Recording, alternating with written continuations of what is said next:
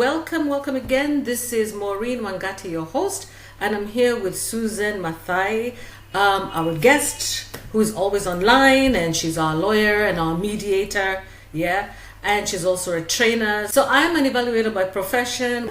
So welcome, Susan, to the show. So today is quite an interesting day. We're talking about astrotourism. The moon has given them a new product, and apparently the moon is a she. Unfortunately, it's also linked to a day when a lot of people do a lot of bad things, such as poaching. Save the Rhino Foundation, it's an NGO. There was a guest blog on Friday 27th July 2018 that they brought attention to the unusual lunar effect, the blood moon. Well, they said that while most of us are staring up into the copper red phenomenon that brightens the sky, and with awe and wonder, we should actually consider the tireless rangers for whom the event be an entirely different experience. So what happens is that apparently the Kenya Wildlife Rangers experience a time when there is heightened danger for wildlife poaching. They say that the advent of things like full moons brings with it intense period of high alert, and extra vigilant is paramount during this period. During the full moon in May 2017, 9 fresh rhino carcasses were found dead and dehorned at the Hulue Folozi Park in South Africa. Blood moons are a specific type of lunar eclipse in which the full moon passes directly behind the earth and into its shadow. It's been long thought that poachers take advantage of such events. And it was noted that increased deaths occur in the days surrounding this monthly phase. Brighter skies bring with them improved nighttime visibility, eliminating the need for unnatural light sources such as torches, which may give away poachers' positions. So while we're looking up into the sky, we should also know that this is also a heightened season for poaching. So they say the supermoon can be up to 30% brighter than when the moon is at its furthest point from the earth. While the link between the lunar phases and poaching is clear on the ground, there's very little research that is available on the relationship between rhino poaching and the lunar calendar. So they were studying the behavior of poachers, and they said that studying the behavior of poachers is fraught with difficulty and highly dangerous. A recent study stated that patterns of illegal activities are important in solving the poaching problem. So you guys, man, they are approaching the whole issue by studying the behavior of poachers. And my question was, why don't they study the behavior of the animals? Why suddenly are they able to, find so many carcasses of animals? How is it that they're able to trap these animals and unalive them? How is it possible for that to happen? And I came across quite an interesting video. I would like to share this with you. It's in Kikuyu language, right? But I'll translate it for you guys to some extent. I think it was quite interesting. So let me share it with you. Today is a different day. Not every day has to be the same, Yeah, so let me see if I can find that. Wairimo. Okay, there we go. Raino na Agikuyu etagwo huria kana mweri wa kimakia niguo uroka utuku na riu ri imakagia raino na Agikuyu etagwo huria. Okay, so she says that this is the month of Kimakio. The Kimakio means the month of fright, the month of wonder.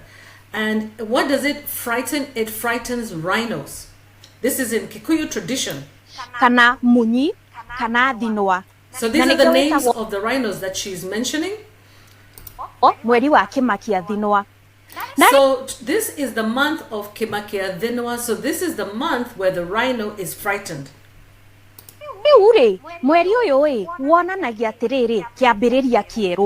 So she says that this month actually shows the beginning of a new, new beginnings. This is a month of new beginnings. And she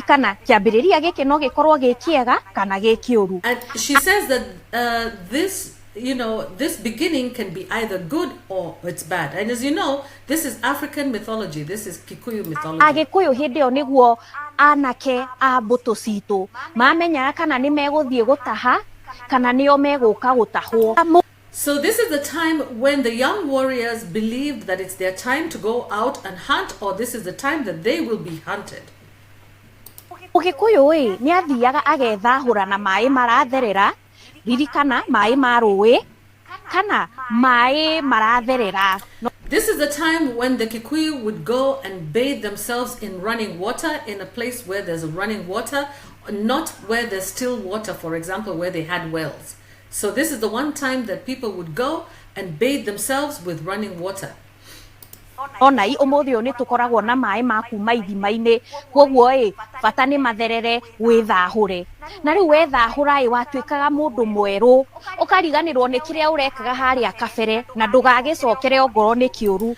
So the significance of bathing in running water, maybe in a stream, is that you are starting over again and that you're getting rid of negative energy and you're starting new positive energy. All the bad things you did in the past, now you don't do, you determine not to do them again in Agikuyu nĩ kĩndũ kĩerũ ũrendaga kwambĩrĩria rĩu nĩ hĩndĩ ũkwambĩrĩria na ririkana atĩrĩrĩ oro wega nĩ ũrĩ ũru thĩno nĩguo ĩhana. So she says that in this world there is a balance of good and evil, and for that thing that you had planned to start, this is actually your time to start. This is what the Agikuyu believed, that the blood moon was a period, this lunar month was associated with new beginnings, where you had an opportunity to start over your life. If there was something, maybe a new business you want to start, this would be the right time. But she also says that there's a balance always between good and evil.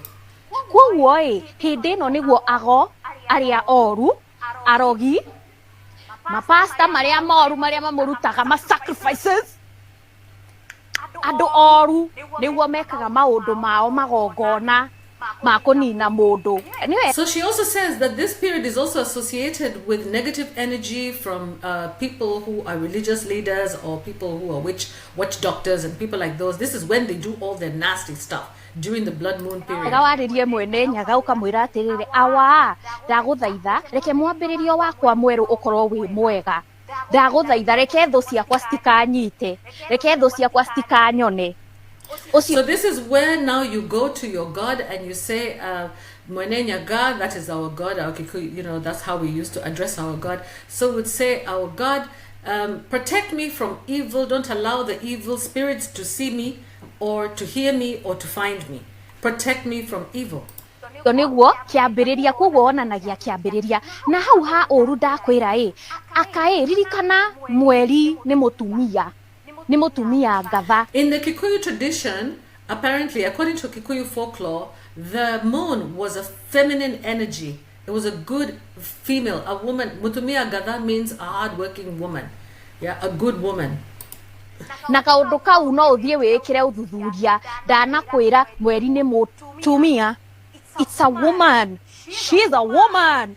Rĩu nĩ maiguaga ũru mũno mweri watuĩka wa kĩmakia thinwa tondũ wa rĩrĩ monaga tarĩ ũru wokĩra mweri, monaga nĩ ũru woka he mweri, rĩu makanjia kũrĩra makĩũragia mwene nyaga atĩrĩrĩ nĩkĩ mweri wa kũtũngwo nĩ ũru. So many women traditionally did not actually like the period during this the eclipse.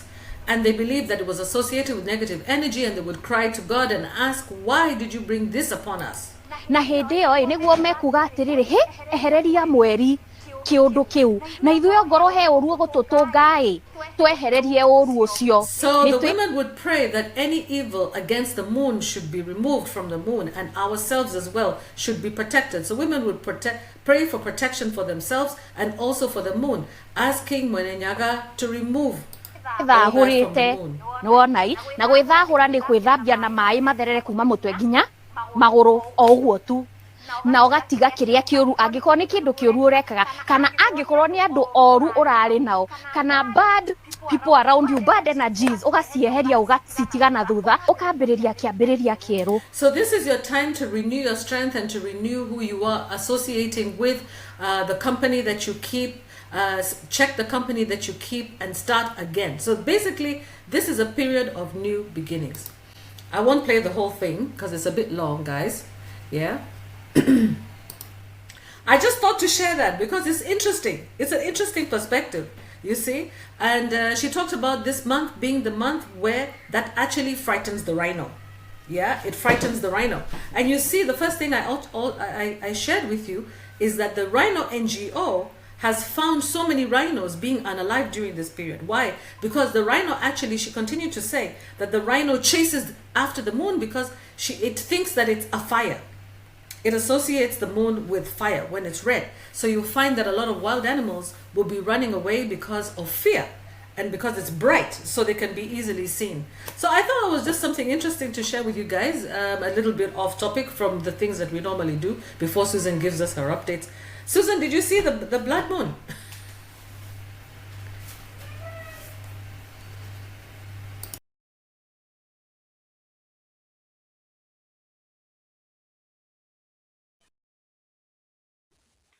Yeah, I saw the blood moon right from outside my. I just stepped outside the house, and it was really clear from where I was. Just to comment about the rhino. I don't know whether anybody has watched The Gods Must Be Crazy. It's a very old movie, and one of the things is the character of the rhino. It sees a fire and it rushes over to stamp it out. I don't know whether that is related to it. They don't like fires, so they put them out. They sense the danger of the fire, so they come and just stamp them out. So probably, that fiery look, like you're saying, of the moon, or the sense they get, maybe something to do with their eyesight as well, because rhinos don't have good eyesight at all. Yeah. So what's new? I thought I'd talk about the anniversary. 1 year ago, on the 5th of September, we had the fire at Hillside Endarasha Academy, where 21 young men lost their lives. The cause of it was arson. It's still under investigation. And it's not until the 21st of August that the CS of Interior, Makamen, said there should be an inquest. The DCI completed the investigations and passed the file to the Office of the DPP, that's the Director of Public Prosecutions, who recommended a public inquest. It's really sad because this is almost a year later and the parents are still waiting for justice. Who's to blame for that? Who has been held to account for it? What are the investigations showing? Why hasn't the matter been brought to court? And they're contrasting it and saying, look, when that MP was shot, within weeks, they had already arrested somebody. So where there's a will, there's a way, and, it doesn't explain why. I mean, the delay is just too much. Justice has sort of been denied. What happens when too much time passes is memories fade. Evidence can get lost. So many things can happen. People may pass away. People with crucial evidence may have passed away before a statement was taken from them, and that sort of thing.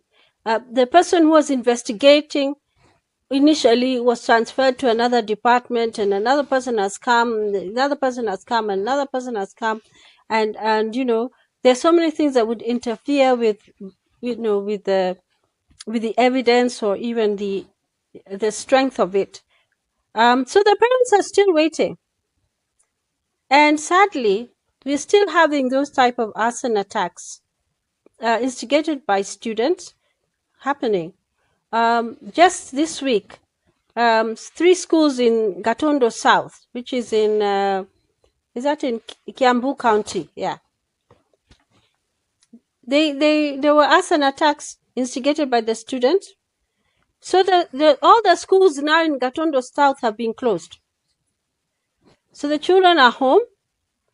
And, this is a big concern, is why would students...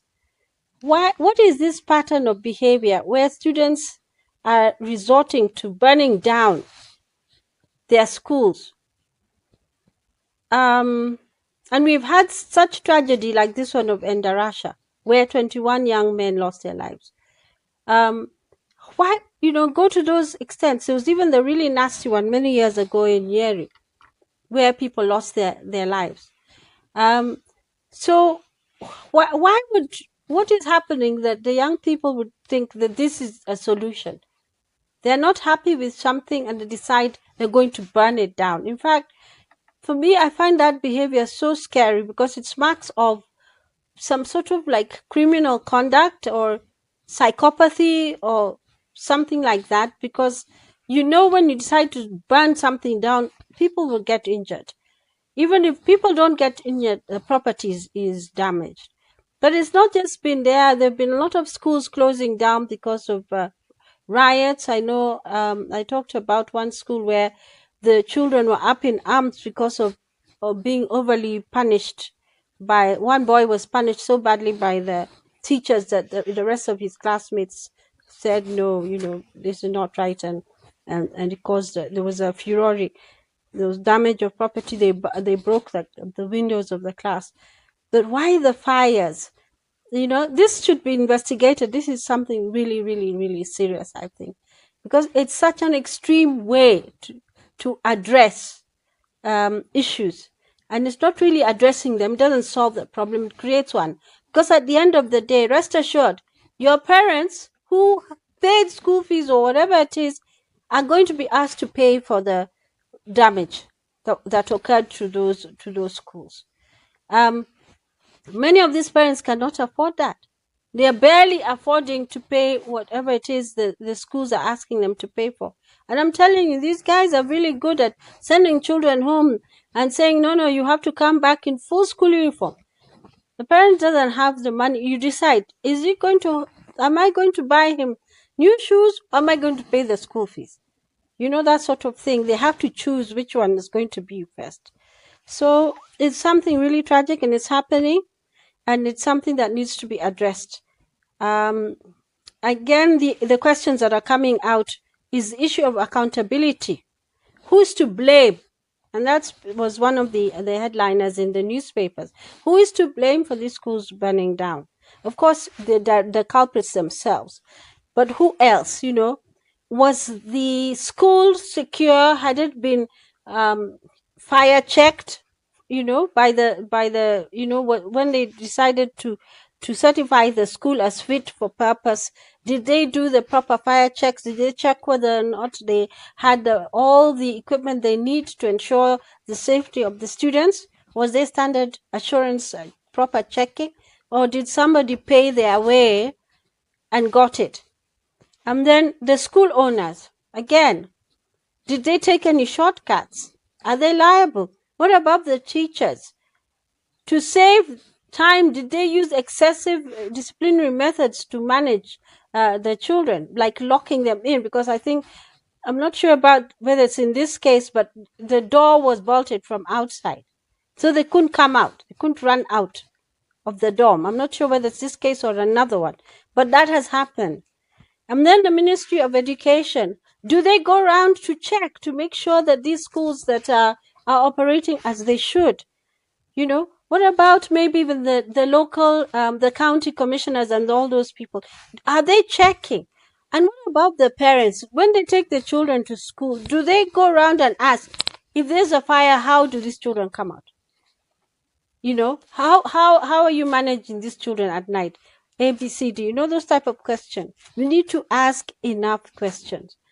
So the Kenya Human Rights Commission and another organization called Elimu Bora Working Group have been trying to help the parents pursue justice, and we hope that something will be done, that there will be an inquest, and we'll find out exactly what happened, how those 21 young men lost their lives.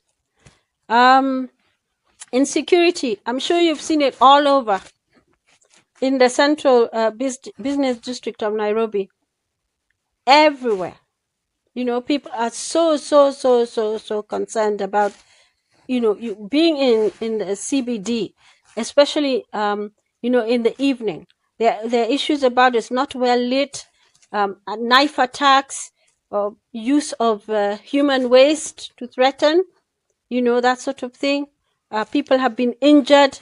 There have been Even if it's not physical injury, it is mental injury because they are completely terrified by their experience, of doing that. And one argument that I heard that the goons that were released during the protests are still at large. And I heard some Dura Waroinge saying, and he predicted, he said, you weaponize groups like those, it's very difficult to recall them, to get them back off the streets. Because what happens naturally, organically, they will form into some leadership patterns. So they have like a command. So they're not random groups, they're actually organized groups. And one of the saddest things is that some of these people who are involved in this are actually minors. So if you can see a minor there, it's not his idea necessarily.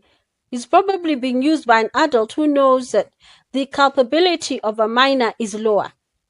Even if they're arrested for doing things, they'll not be treated for criminal acts. They'll not be treated the same way as an adult will be treated.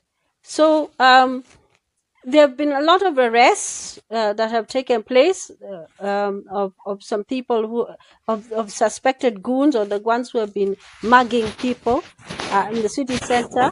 That is just a bad picture because, for tourists, even for wananchi, you're afraid to go to your offices and work. There's still a lot of people who work in the city center, and there's still a lot of people who have their businesses there. You can imagine now people not being willing to go to shop in the shops in the CBD and its environs.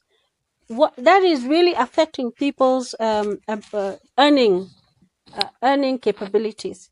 And of course, as a result of this and the change, you talked about the economy. It's at the micro level, people are not really feeling it, and that's true. And as a result of that, people have had to beef up their security everywhere. Everywhere. That is the talk in the estates and stuff like that. Is how can we improve security? You can't just walk in. People are putting gates. In a court, you have a gate there. You have to say where you're going and stuff like that because of the threat to people's lives and to even a loss of property. So that is real. And when we think about the amount of money that is collected from our taxes, and the fact that perhaps the people who are supposed to be taking care of you, like the police, are completely under-resourced. In fact, one thing that Murkomen said, which I'm not sure what your reaction is to this, but he said that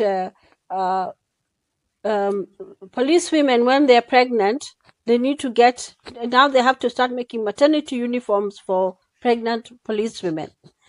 And there have been a number of reactions to it, because you're saying that, they can't really come to work because they can't fit into those clothes or something. They can't wear their uniforms. So it's affecting their ability to continue to work. Is that really the case? And when you're saying that you want to get the maternity outfits for police women, is it something that we can say is a plus for women? Can we say it's a priority? What can we say about it? I mean, it'd be interesting to see what people will think about it. Interesting. That's what he's talking about. My view about it as a woman might actually be a bit controversial, but my issue is that, this is a security role, and people are supposed to be very fit, ready to run, ready to pounce, ready to deal with criminals. I don't think that women who are pregnant are really in that position to be that fit. As much as I don't believe in discrimination based on anything for women. I think what they should do is introduce a maternity leave for women, just like other countries. Introduce a 9-month 1 year maternity leave for women, or 2 years. Yes, with pay. Yeah. Because you see, there should be, yeah, because you see, the thing is, they're adding to our population and we need those people. Those are Kenyans. The ones that they're having, somebody has to have the children. And if it's not going to be the men, then it should be the women. Yeah. So women deserve to have at least 18 months if they're in the police force. 18 months. Give them the time to be pregnant, at least, or 1 year, 1 full year maternity leave. Because you see, I believe that maybe the first 2-3 months, I think they're okay. Then after that, maybe they need another 6 months plus another year to look after the, to have the baby. So if I was the president, I would definitely, absolutely give women at minimum of a year off. Because I am a woman and I've seen how, a pregnant police woman is not necessarily the greatest threat to the greatest criminal. And most of these, unless you see they can also work at home, like they can be given different roles that they can work at home. They can answer phone calls, they can do counseling on the phone, they can also do administrative work. There are many other roles that they can play. They can do research work, they can do administrative work behind the scenes also within the police stations. So there's a lot of work to be done anyway. They can be given desk jobs, to do. But I think at the moment right now, our Kenyans are crying out for security. So thank you, Susan, for raising that. And if you don't mind, I'd like to share a video that I actually came across. It's in Swahili, so today's our day for speaking our languages, you people. Unfortunately, tunatumia kizungu sana. Sisi ni watu wa kizungu mingi, So it's good to add a little bit of flavor to show that we are truly Kenyan and add our languages on here. So we're going to share something in Swahili. It's about insecurity, the same thing that people are complaining about actually right now. There's this gentleman complaining about insecurity in the CBD. Okay, let me put it on. Oh, sorry. Nairobi si kubaya.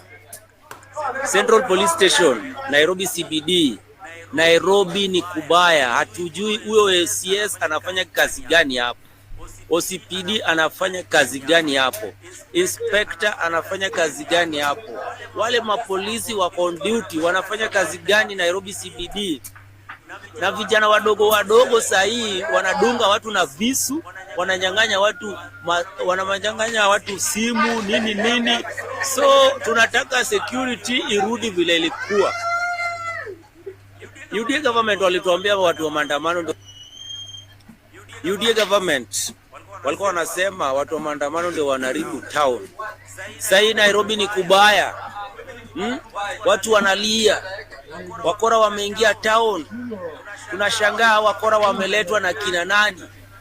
MCS. Nairobi town ni kubaya. Mlijaribu kutoa Sakaja lakini ameregeshwa kwa kiti.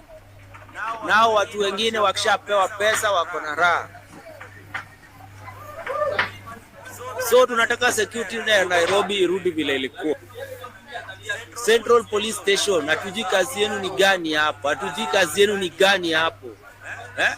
Yaani kazi yenu ni kutafuta tu wale ambao wanakosoa serikali wakifanya vibaya.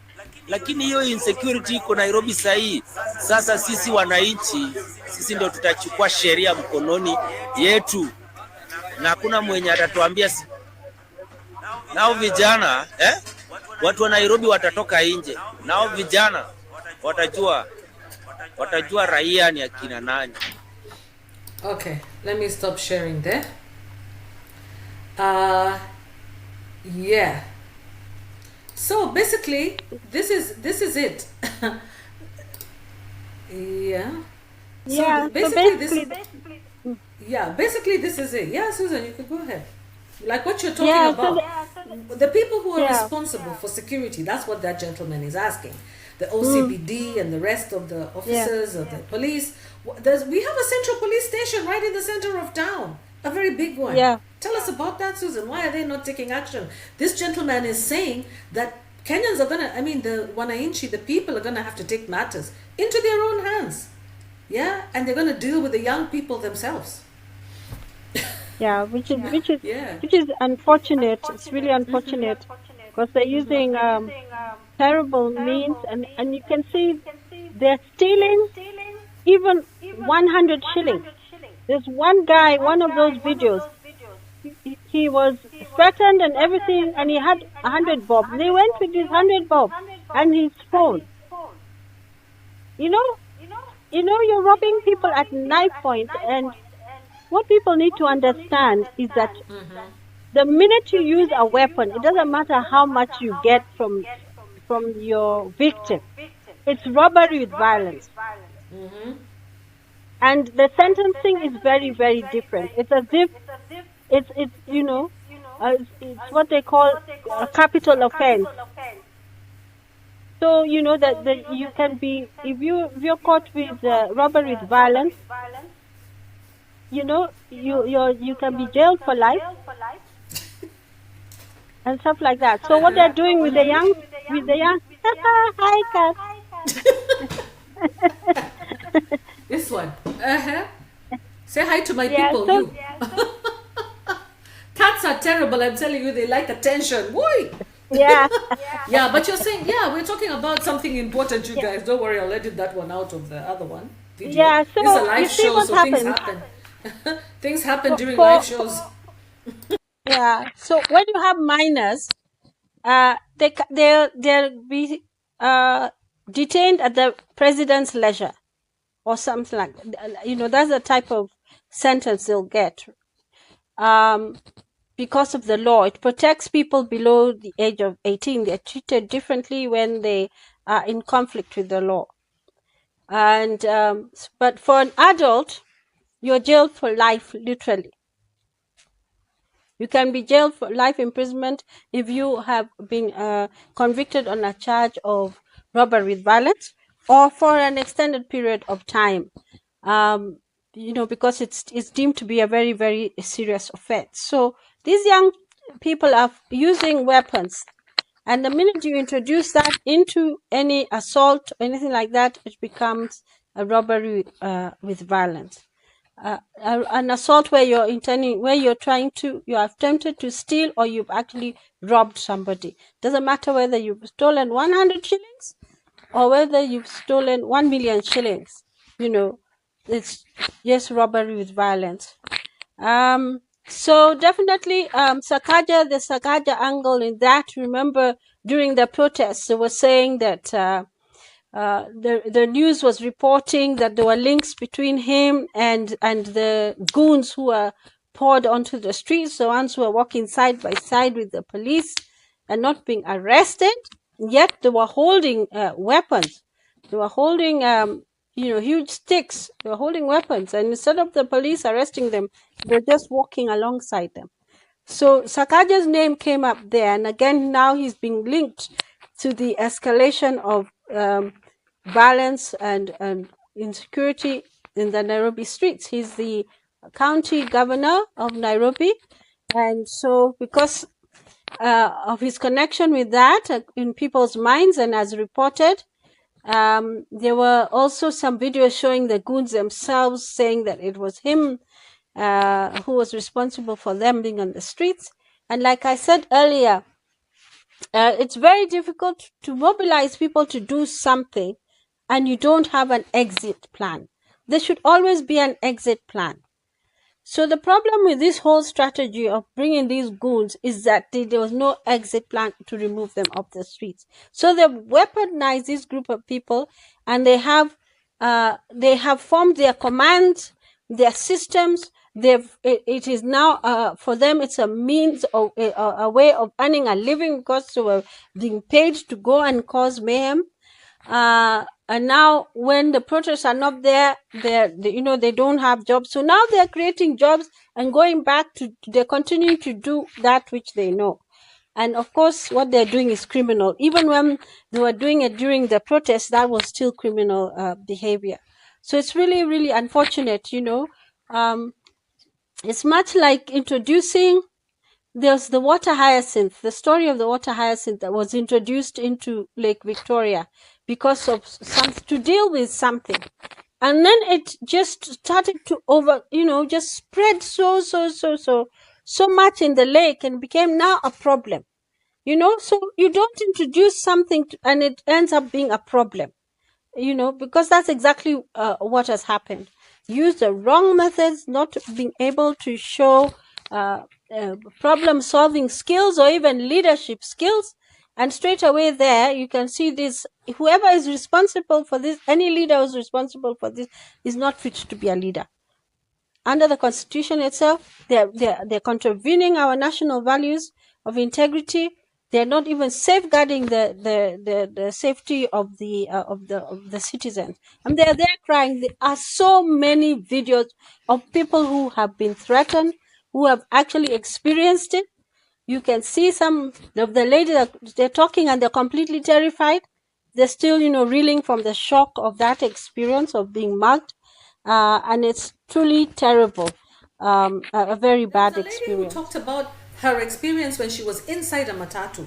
She was saying that this guy, this boy, came in with his hands full of fecal matter.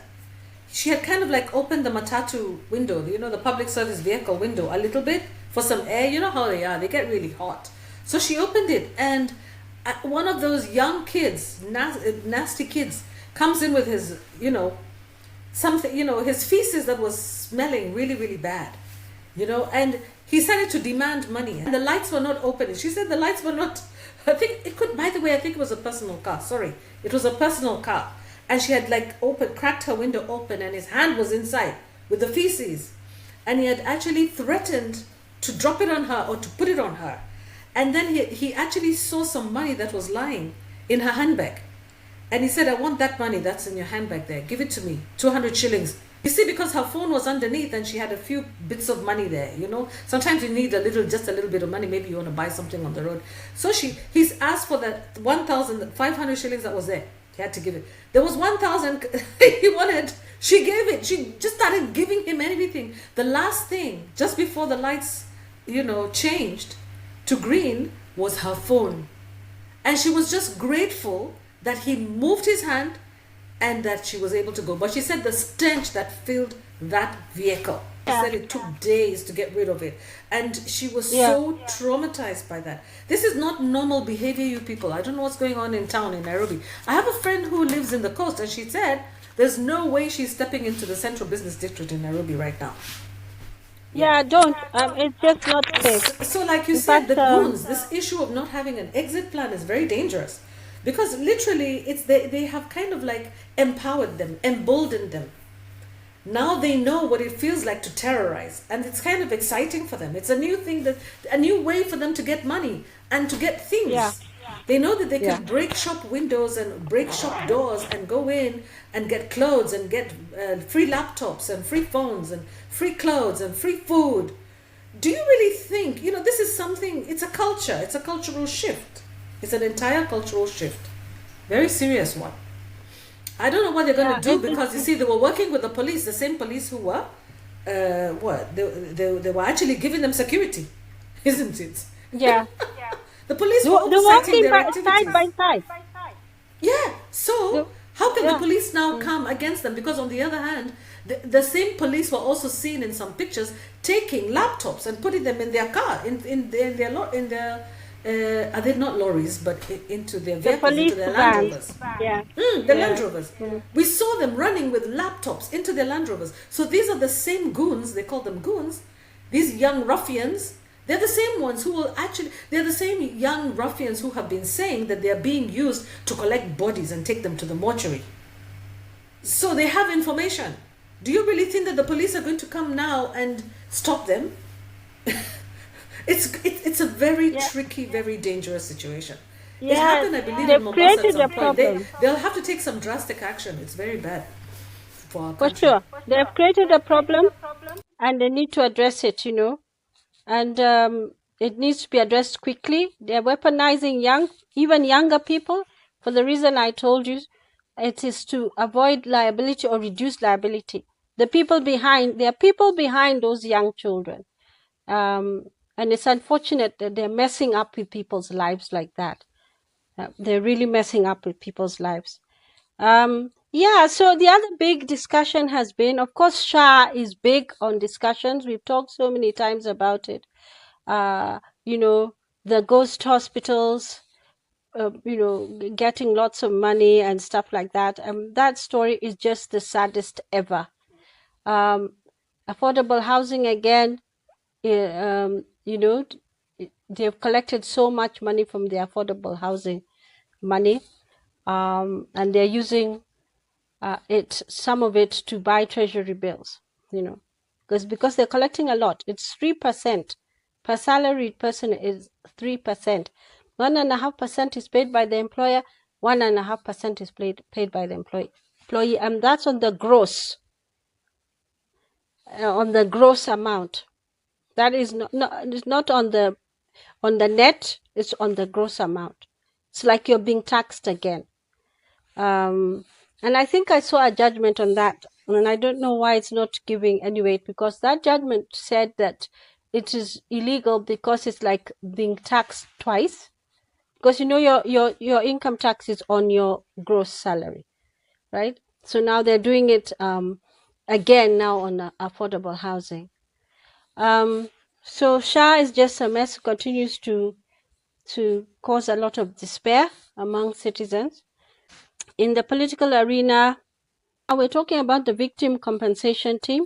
We were sworn in just this past week. Remember, the president constituted a team to deal with the compensation of victims of the protests, victims who had those who were injured, and those families who lost their loved ones in the protests. So this particular team was set up. They were sworn in. There was a lot of controversy regarding the deputy chair of the team, who's the holder of the position of the Law Society of Kenya chair, who happens to be a young lady called Faith Odhiambo. Initially, she had declined to take up the post, but for some reason, she seems to have changed her mind. She says that she was getting still a lot of calls from people asking, how are you going to help? We have not, how is this going? Can you help us? Can you help us? Can you help us? She's getting a lot of pressure for that, the Law Society was. But on the other hand, she had spoken quite vocally, and as had the Law Society itself, that this particular body was usurping the role of constitutionally instituted bodies, commissions, and that, why should they be doing a job when there are other jobs which have been assigned that work? Of course, there are implications to anything that is done. There are financial implications to them straight away. The people sitting on this board are not, they're people, let's say they're senior people in society. So she said that she was, people have not been really happy with her agreeing to take up that position. There's been pressure from members of the Law Society. One has even written a letter telling her to step down from her position as the Law Society chair, because she's upholding something that's contravening the Constitution. And as a Law Society, one of our tenets of the Law Society is that we should be upholding the Constitution. And then again, the other thing is, once you get into the fear that once you get into a constitution that has a committee or anything that's been constituted by the president, you're immediately falling under his control. Past institutions, we have seen, Kenyans have observed that once they are constituted by the executive, they begin to control what happens there. And for the Law Society, the impartiality aspect is very, very important. So there's some displeasure there from Law Society members, and also members of the public feel that the Law Society should not be sitting on that board. So the role of this particular, she answered when she took her acceptance, when she agreed to be sworn in as one of the people sitting in the committee. She said she wants to amplify the voices of the victims and to ensure that justice is delivered in a timely manner. She said that the minute she feels that the committee is not, or the team is not doing its work correctly, she will step away from it. She assured people that's it. So the work of this particular team is to verify who the victims are, those who died as a result of the protest, or those who were injured as a result of the protest, and then establish a list, and then develop what they're calling compensation standards. These compensation standards, lawyers have some ways of assessing damages when, for instance, in traffic accidents, when people are injured, they sustain soft tissue injuries, or they suffer amputations, or depending on the degree, there's precedent to show about how much compensation should be given for that. There's also formulas for calculating loss of life. So they look at, the status or the station of that person, how much income they were earning, if they were the breadwinner, that sort of thing. They look at how old they were at the time of passing, and then there's a formula to calculate what they call life expectancy. And for this type of thing, because of the circumstances under which these people were injured or passed away, they're likely to be what they call punitive damages, which are now recorded or calculated on a higher scale, so as to the intention is to punish. So it's calculated at a higher scale. So they're supposed to develop some compensation standards. So they're saying that we are not usurping the role of the Kenya National Commission or the Office of the Director of Public Prosecutions. But it's difficult for me when I look at even what they're supposed to be doing, because verifying victims, the police, when they do the investigation, the Kenya National Commission knows through their own systems who was injured, and they have their way of confirming who was injured, because they're the ones giving us the statistics of so many people were injured as a result of the protests. They're saying so many were injured, so many are missing, so many are disappeared, so many were abducted, and that sort of thing. They have that. Then establish a list. They're the National Commission guys are the ones who are best suited to do this work, because they're already in this field. This is their work. They have those figures. Then developing compensation standards, of course, this of course would need the input of those guys, those professionals who are involved in this.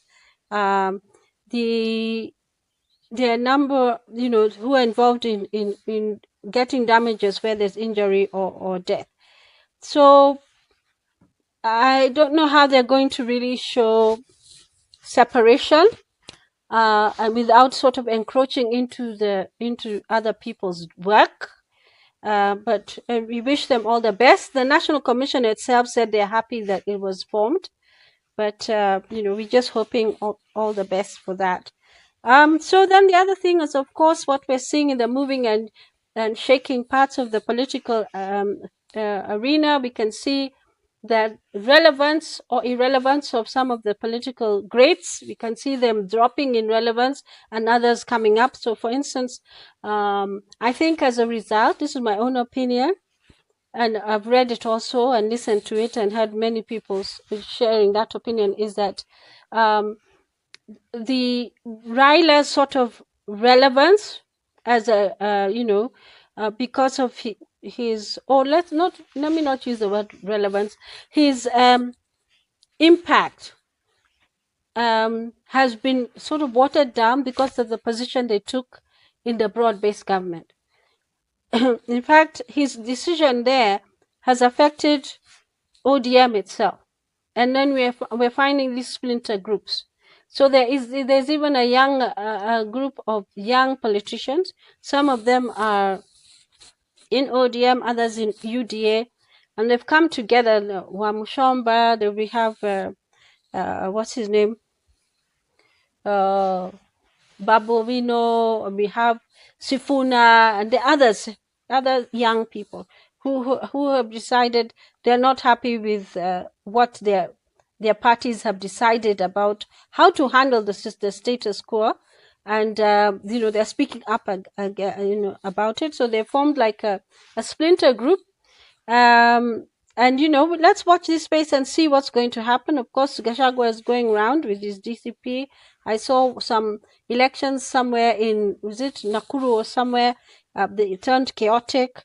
People are getting quite emotional already about the politics. There's lots of furore about the empowerment scheme that Kithure Kindiki is spearheading, going around. What is the source of that money? Where does it come from? And that sort of thing. People are really saying, and it's not enough. They're finding it's just a ploy, a game, some mind games that are being played. It's not worth, there's another intention rather than what they're saying. Kindiki also promised the youth, we'll meet all your requests. But of course, we know that is not possible. Of course, and then the big thing again is in the newspaper, we've had this, the spending issue. They're called deceitful spending, headlines of the standard newspaper. Deceitful spending, that's for Friday, the Friday Standard newspaper. And it's talking about how the executive or the state is spending without parliamentary approval. And it's invoking, a lot of the times they're invoking this article 223 of the Constitution, which allows them to make what they call supplementary appropriations, where there's additional money that is required, which is outside what the original budget said. And they said that this is being abused. This section of the Constitution is being abused because it's become the norm rather than the exception. So he, according to Nyakango, the controller of budget, Margaret Nyakango, she has faulted the state over reliance of this particular constitutional provision that allows for supplementary appropriation. And she says that that this also contravenes, the way they're using it contravenes some aspects of the Public Finance Management National Government Regulations of 2015. And she says it means that they are not budgeting well in the first place if they have to keep going, if they have to keep doing the supplementary appropriations. So there's that concern that is there, and we know they're saying that, of course, it's the parliament which are accusing the executive of, going way out of borrowing money or spending money without going through the proper channels. So the parliament is supposed to be the one saying we have approved this budget, but they're just continuing to do whatever they're going to do without involving Parliament, or they're doing it without following procedure. Remember, we talked, in fact, Dindi Nyoro has been one of the people who has been raising red flags about some of the things that are going on. I was listening to a tape, to a video, and he was talking about our current budget, our current debt is now at 12.1 trillion. And this is aside from the debt that is owed through the securitization of the 7 shillings on fuel levy. Remember that? And also this Talanta, remember this new fund that they came up with to build the stadiums. These are separate things. So this other debt is currently it's 11.2 plus all these others, which are now in different books. That's how he explained it in one of his talks. So we are getting further and deeper into debt. And Susan, I have a clip on that one if you'd like me to show it. Dindi Nyoro. Explaining this to guys. Hope you guys are enjoying the show. Hope you guys are going to watch it. For those of you who have missed it again today, I'm sorry about that. I hope you're going to eventually catch on and realize we're on a different platform. So Karibu. So let's see Dindi Nyoro, what he has to say to us about this whole issue of securitization.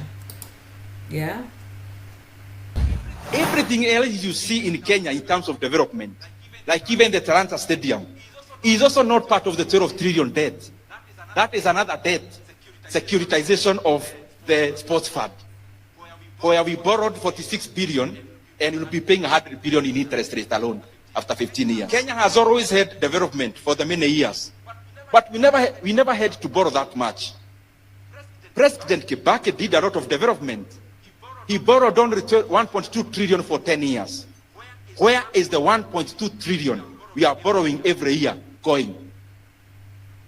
To make the matter worse, everything you see with your eyes happening in Kenya now, in terms of development, what you can see, for example, the expansion of this Keno Marwa Road, is not even part of the 12 trillion borrowed. Is another colon on the side called fuel levy securitization. Yep. Yeah. Yeah, you heard it, guys. Yeah. Frightening state of affairs. Frightening. That's why we're being So basically, what the Didi Nyoro is saying to us is that there is some sort of secret borrowing, kind of like underhand borrowing by the government, using this so-called new illegal. It should be not. It can't be legal because is it part of the constitution? Securitization. They say that it's done in other countries. Susan, we remember you telling us that they say it's done in other countries using the fuel as collateral to borrow from the banks. Yeah. That means that the banks have to be sure that the fuel prices are going to remain the same for the next 7 years, which means, or even go higher, which means there's no opportunity for the government to bring down the cost of fuel for Kenyans should it go down in the global market. So we're stuck. That's 7 shillings. Yeah. Thank the you. 7 shillings. Yeah. Mm-hmm. The 7 shillings that's been securitized has to be there. So that will affect how low they can bring the taxes, how low the price of petrol can be. And we heard in that video, that earlier speech, that there are proposals for them to also securitize another 5 shillings from that, the amount of money they collect from petrol. So so the landed cost is less than the taxes we pay. So the taxes we pay are like 101%. They're a bit higher than the landed cost. Yeah, a bit higher. And then so it's difficult for we pay in Kenya. Our fuel costs are the highest in the region. Tanzania, Uganda, you just compare, they're paying much less for petrol than we are, and it's because of this tax element. And now that 7 shillings, now we know for sure it cannot go down because of it'd be difficult to lower the cost of fuel, because that 7 shillings has to be there. That 7 shillings that they're collecting has to be there. So and they're threatening to increase it to 12. Yeah. So in other words, soon it will be 12 shillings.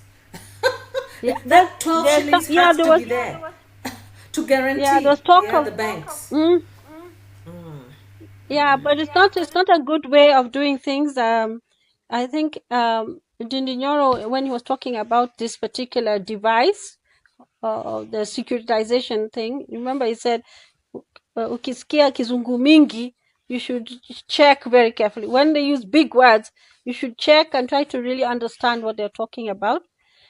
Saying that even the professionals in treasury and all that are not for it, because they know the ramifications and the implications of it. You don't just do things because other countries are doing them. It's like saying because the other country jumped into a hole and we're going to do the same thing. It's like these affordable housing projects. Historically, in other countries where they had these units that they were building for, housing units they were building for their population, some of them are deserted today. I understand in places like China, they build these units, right? People don't want to live in them. They are too small. They're not comfortable. They want to raise their families in other places. So they're empty. So it's our money is people's money being collected for projects which are going to end up just being wasted things, where we'll have white elephants all over the place, empty buildings, because nobody's really very interested in, and don't forget, Yeah, that's true. Harambee Stars, when they won, no, during they were promised affordable houses. The first promise from the president was, we'll give you, that they would get the house. Then the next time after that, he said, no, we'll pay 1 million, you pay the other million, and we'll help you to get loans where you will pay 2,000 or 3,000 shillings per month. So he changed what he told them in the first place and told them, now we'll help you secure loans. And the other big question is this: is whether they are really interested in that, whether they'd rather just have that 1 million shillings and go and build their home in shags for their moms or whatever. You know how young men are and their moms, they have to build their mother house. So maybe maybe they would rather have that 1,000 shillings and actually build a house, rather than being compelled or being forced to invest in. And for instance, footballers, their income is not very secure. How many times have we seen them out saying, we have not been paid, we have not been paid, we have not been paid? That sort of thing. Yeah. So that was something that, an incentive. But I'm not sure that they were very happy to hear about that. Yeah. We have about 5 minutes before we wind up. Maybe one thing we'll keep talking about is that we can see that our nation is already in pre-election mode, in terms of there's electioneering being done. People are preparing, trying to see. One of the things that Dindinyoro talked about is saying that you're going to see a lot of things happening, and they are borrowing money here and there, and they're trying to do projects here and there so that they can secure votes in the election. So that's why we're seeing all these sort of somewhat haphazard and chaotic borrowing of money, or securing of money. So for the young people, we're encouraging you guys to register to vote, because that's the only way you can be heard. We can see that the protests are one way to do it, but the most powerful way for you to have your voice heard is actually to register to vote. Also, the other thing is to be very clear about what it is you want, or which position you want to take on something, because when you change your mind about things, the optics may not look good, and you're busy trying to persuade people that this is the way, this is why I've changed my mind. So there's a saying in our languages that says the second thought is always best. So don't always be in a rush to speak about something. Pause first, try to understand the situation before you commit yourself one way or the other. And we're really praying for these parents of the Hillside and Darasha Academy disaster, that they will find their justice, because this is 1 year on and they still have not, there's not even a case filed, nothing that has been done. And the last time they said that the state showed any interest in them was when they were burying these children. In fact, if you look at the Friday's Daily Nation, there's a picture of all those coffins, for people to see that, we're remembering that. And perhaps we can just, remember those families who lost these. And these are young children, young boys. They're all boys, by the way. Let's remember them. Thank you, Susan, so much. As usual, it's always a pleasure to hear from you and to hear you give us a summary of the news. Not very good news, really, but still, we should always keep hope alive. At least it's good that they are following up on the Enderasha fire. That was really super tragic. So many young children. And you know what's so strange is that we haven't heard much from their parents. Can you imagine that your child has been lost in a fire and you don't hear anything about those children? You don't see the media following up with the parents. You know, like in the UK here, when one child goes missing on a vacation, like all of us know about this, what is her name? Madeline McLean, I don't remember, Madeline or something. Everybody knows about that little child. And they keep that story alive for years and years and years. She disappeared when her parents went on holiday. I'm sure you guys know about it. But we lose so many tens of children. And we don't follow up. And we don't keep the story alive in the news. This is wrong. You know why? Because we are giving the impression to everybody else that the African life is not as valuable. And that's not true, because we know we value life, and especially the lives of our children. So, whatever the case, we must find a way to keep stories and narratives alive. Because these parents, we are the voices, the mouthpieces of those who cannot speak for themselves. So it's the job of the media not to cower down. Okay, for the independent, if you consider yourself independent media, it's your job not just to follow up, not just to talk to politicians, asking them tough questions, yeah? Not just talking to the deputy president of the previous deputy president and giving him a quick fire. We also want the quick fires about our children who are lost in the Enderasha fires. And yeah, so thank you so much for your time and wish you a good night. From Susan and I, it's Kwaheri ya kuonana. Bye. Kwaheri.